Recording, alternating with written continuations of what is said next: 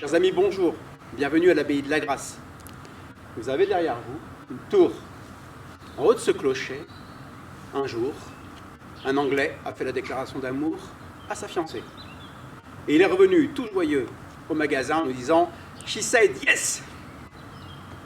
L'amour. Je vous propose de passer une semaine sainte avec vous, un triduum avec vous, ces 3 jours sacrés, sous cet angle de l'amour. Ce qui va se passer, la mort, la résurrection de Jésus, tout ça, c'est une magnifique histoire d'amour.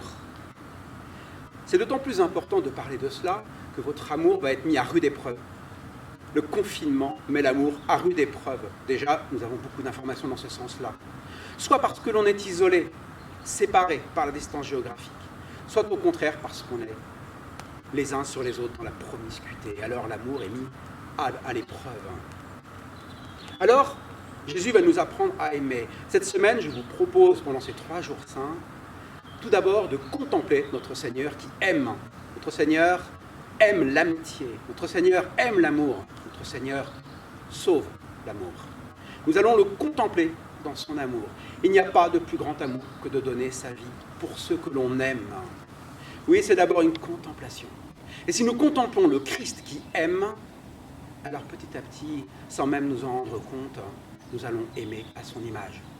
Et justement, demain, il nous le demandera, jeudi saint, aimez-vous les uns les autres comme je vous ai aimé.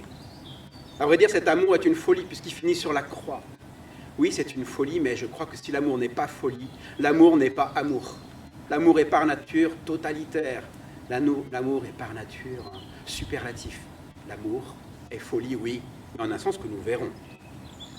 Non seulement Jésus va nous donner un exemple d'amour, nous entraîner dans son exemple, mais même il va nous donner la force d'aimer, car la capacité d'aimer, chacun l'a, mais elle est blessée depuis le péché originel. Nous ne savons pas aimer comme il faut, ni avec notre corps, ni avec notre cœur, ni avec nos sentiments, ni dans notre engagement, combien ils sont fragiles. Alors Jésus vient aussi nous sauver.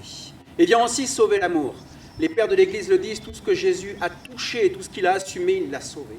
Alors Jésus vient nous dire, vient assumer nos sentiments, vient assumer nos passions, tout ça pour le sauver, pour le guérir. Et cela que nous allons contempler ensemble, c'est cela dont nous allons être sauvés ensemble, oui, pendant ces 3 jours saints. Et dans la nuit, de samedi à dimanche, notre Seigneur Jésus-Christ va ressusciter. Il faut que l'amour, il faut que l'amitié ressuscite dans la nuit pascale qui vient. She said yes. Je disais tout à l'heure, ou plutôt notre anglais disait naguère.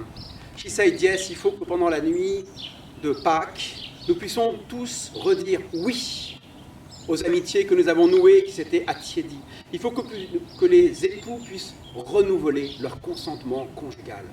Et enfin, il faut que tous nous puissions dire oui à l'amour que le Christ nous donne, à la rédemption qu'il nous offre, à son ciel qu'il nous promet. À demain pour le jeudi saint.